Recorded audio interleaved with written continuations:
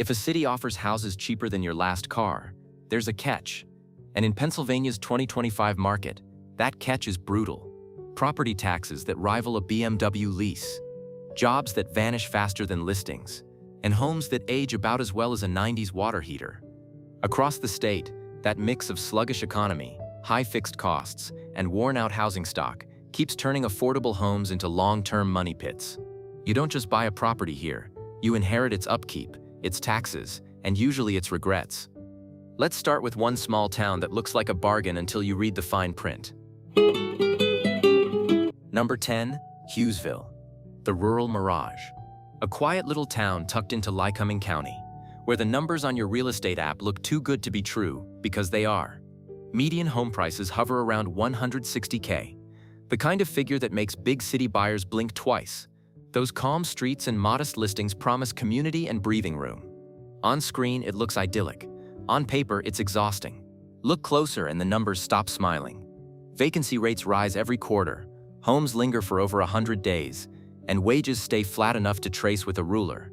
That gap between what people earn and what houses cost doesn't signal opportunity. It's caution tape. When the jobs dry up, the buyers follow. And once the buyers vanish, your equity becomes a waiting game you can't win. Outmigration only accelerates the slide. Every family that heads for better prospects takes a little demand with them, thinning a market already gasping for air. Prices stagnate, listings gather dust, and that alluring affordable home turns into a stubborn liability. You might own something few others want, and fewer can afford to take off your hands. Then there's the infrastructure. Cracked roads, patchy broadband, shuttered storefronts. Without investment, growth stalls and liquidity. That nice word for sell when you need to just disappears. Buying here is easy. Selling feels like shouting into a fog. It's the real estate version of getting a cheap boat because no one can pay the marina fees. You hold the deed, but the cost of keeping it afloat outweighs the thrill of the deal. And if Hughesville feels like a cautionary tale, wait until you see what cheap looks like a few miles up the road. Number 9, Scranton. Ever seen a $160K home that quietly drains $4K a year just to sit in your name? That's Scranton. The listings sell you a dream. Classic brick colonials, wraparound porches, and that old-world charm that looks great in a thumbnail. On paper, it's the affordable city with character, the kind of place that should make first-time buyers breathe easier. But then the first tax bill lands. Here's the thing. Lackawanna County's property tax rate hovers around 2.3%, which means that $160,000 home comes with nearly $3,700 due annually, before you even touch insurance, utilities, or a single repair. That fixed hit wipes away most of the cheap label the second you add it up. When the running costs rival what people pay in higher-priced metro areas, the low sticker starts to feel like a setup. And that's before you wrench open a century-old basement. Much of Scranton's housing stock dates back long before modern insulation or wiring. You don't just buy charm here, you inherit maintenance. Think of it as a fixer-upper marathon with no finish line. Every month brings another small project that costs big. Local wages rarely stretch far enough to keep pace, leaving owners paying premium maintenance on bargain-priced houses. The frustration builds when resale values stay flat, partly thanks to aging infrastructure and a property crime rate that adds just a little more risk to the equation. Scranton looks like a budget win, but owning here means learning how fast affordability can age. Not every nearby market learned the same lesson, though. Head just a bit down the highway, and the next city proves that similarity in price doesn't mean similarity in outcome. Number 8, Wilkes-Barre. On paper, this city looks like a familiar bargain. Homes around $170,000. That small-town pitch of stability, and just enough charm to make the math seem friendly. It's the kind of affordability that calls to first-time buyers who think they've cracked the code. But look closer, and the grin on those numbers fades fast. Property taxes here sit around 2.5%, which means roughly $4,250 a year disappears before you even hang your first curtain. That payment isn't flexible. It's built into the deal. Sure, the median price is well below Pennsylvania's average, but those taxes eat through the savings in real time. It's the budget home that charges club member fees just to stay on the roster. Underneath the low listing prices sits a fragile economy. Job growth that never quite materializes, population loss that keeps neighborhoods from regenerating, and home appreciation that feels stuck in neutral. Buyers can't count on quick flips or steady growth. Cheap entry, slow exit. The market here doesn't reward patience, it tests it. The safety picture doesn't help either. Wilkes-Barre's violent crime rate runs more than 50% higher than the national average, adding another layer of cost that you won't find on the mortgage statement. Combine that with aging homes and rising upkeep, and the so-called discount turns into an ongoing draft on your wallet and nerves. So yes, you can buy here easily. The hard part is finding a financial future that keeps up. It's a place where affordable means paying more later in stress and upkeep. And while Wilkes-Barre quietly drains its would-be investors, another city down the line shows how optimism and new construction can disguise the same old traps. Number 7. Allentown. The name alone sounds like progress, the kind of place press releases love. New towers downtown, weekend markets, and headlines about the Lehigh Valley comeback. On the surface, it feels balanced. Mid-range homes around $240,000, a mix of tree-lined streets and tight row houses, all feeding into a narrative of revitalization. But the numbers beneath that story don't smile as wide. Lehigh County's property taxes take roughly 1.9% of a home's value each year, about $4,560 on that median house. Add maintenance, insurance, and utilities, and your affordable home starts competing with metro area mortgage costs. That's the quiet tax of living in a city still patching up its past.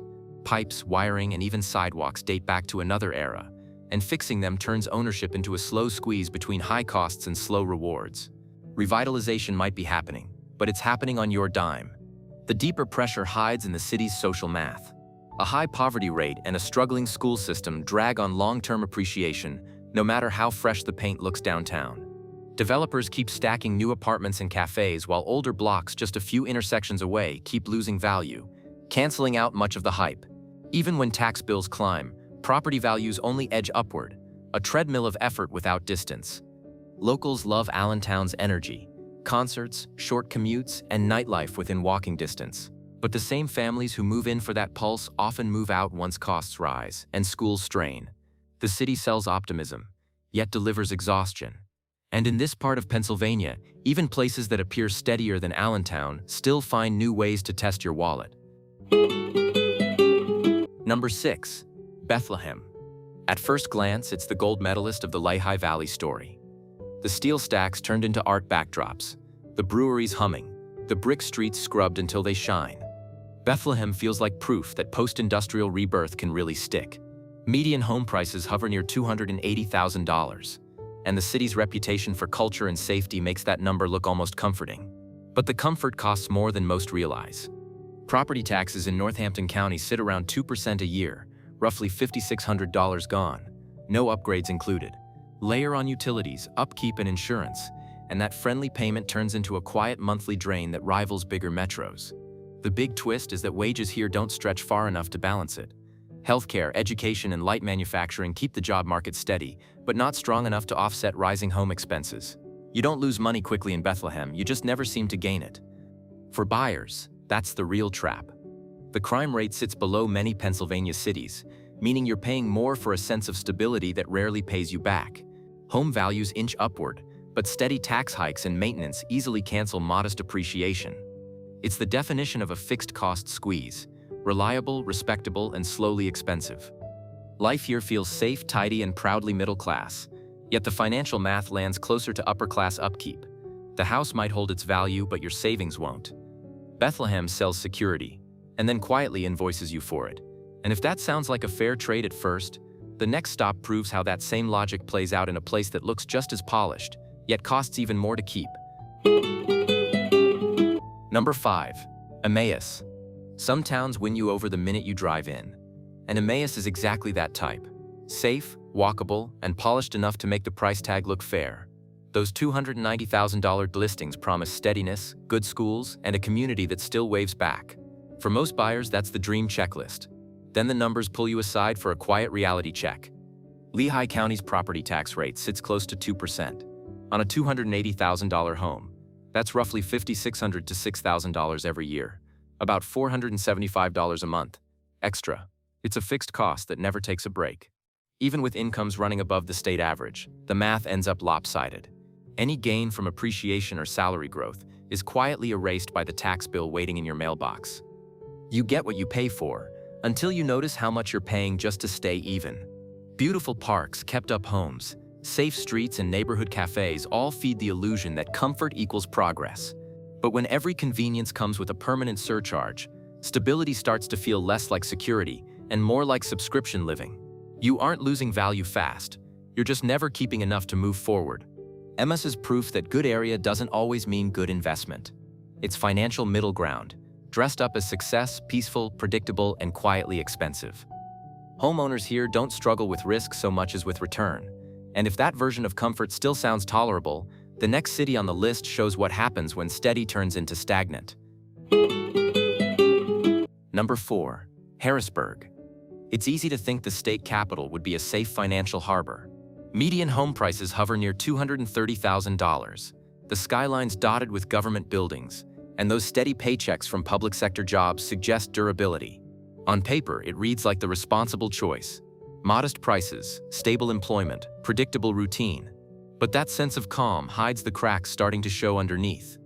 Most of Harrisburg's housing stock is old, creaky row homes and early 1900s Victorians that charm you on a walkthrough, then haunt you in utility season. Drafty windows, outdated wiring, and roofs begging for replacement drive ownership costs far beyond the mortgage. Add property taxes and routine repairs, and your affordable home begins to feel like a slow leak expense. Limited new construction means the same houses just keep circulating, without the upgrades that attract stronger buyers. Economic steadiness doesn't move the needle much either. The city runs on government, healthcare, and logistics. Reliable, yes, but rarely wealth building. That stability caps income growth and, by extension, home appreciation. Prices barely edge up because the population barely does. Demand stalls and equity growth follows suit. It's like owning a dependable car that never breaks down but also never goes faster than third gear. Then there's the part no brochure mentions: safety. Harrisburg's violent crime rate is nearly 3 times higher than the state average and over double the national one. Its homicide rate? Around 26 per 100,000 residents. That's not background noise, that's a risk premium. Those numbers weigh on both property values and peace of mind. So while the government paychecks keep the lights on, the city's pulse feels faint. Harrisburg holds steady, but it doesn't climb. A calm surface over a tired engine. And the next place shows what happens when a city that once surged forward starts slowing too. Number 3. Pittsburgh. Once celebrated as the comeback kid of post-industrial America, Pittsburgh turned grit into growth. Steel gave way to software, smokestacks to hospitals, and for a while the city ran on reinvention. Median home prices hovered in the mid-200Ks, salaries matched cost of living, and everyone from tech grads to remote workers saw opportunity under those hills. For a decade, that optimism held, but lately, the glow has dimmed. The city's biggest problem isn't charm or infrastructure, it's people, or rather, fewer of them. Population loss has shifted the housing equation. With fewer buyers moving in and more listings staying put, inventory has surged more than 25%, while the average home now spends around 60 days on the market. Sellers feel it first. Houses linger, prices soften, and those in demand zip codes suddenly look overstocked. Too many listings chasing too few offers turns the market into a waiting game. Open houses drift into discount weekends, and a $250,000 3-bedroom can sit half the year before selling at $225,000.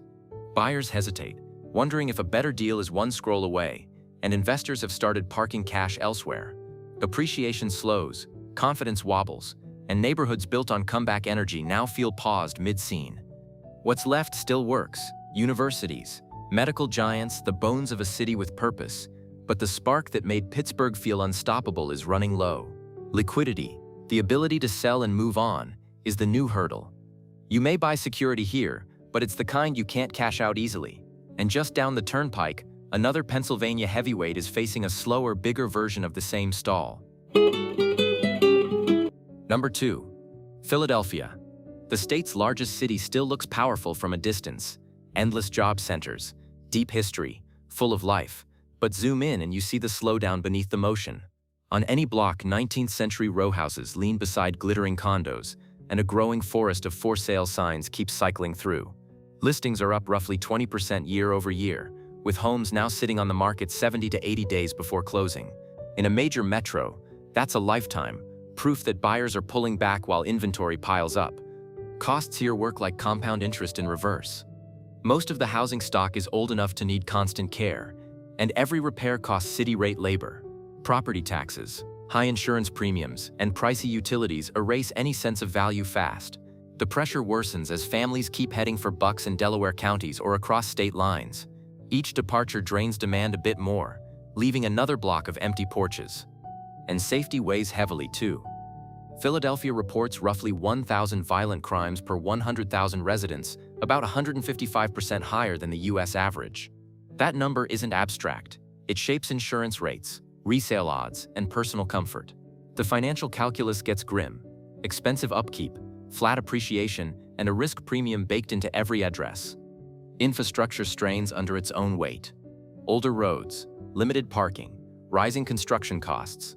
Homeowners pay big city premiums for neighborhoods that no longer guarantee upward movement. You still get character, culture, and unbeatable cheesesteaks, but the financial return has left the building. The pattern is clear. Even big markets bleed value when fixed costs and risk outpace reward. Other parts of Pennsylvania don't fade, they glitter. But that shine comes at its own price. Number 1. King of Prussia. Move a few exits west, and the numbers start whispering a different kind of warning. King of Prussia doesn't look risky at all. Polished retail hubs, sprawling business parks, and neighborhoods where every front lawn looks professionally curated. Median home prices hover near $550,000, backed by strong schools and commute times that make the rest of suburban Philadelphia jealous. It's stability dressed as luxury. But under that gleam sits an expense column that refuses to stay quiet. Property taxes run about 1.8%, or roughly $9,900 a year.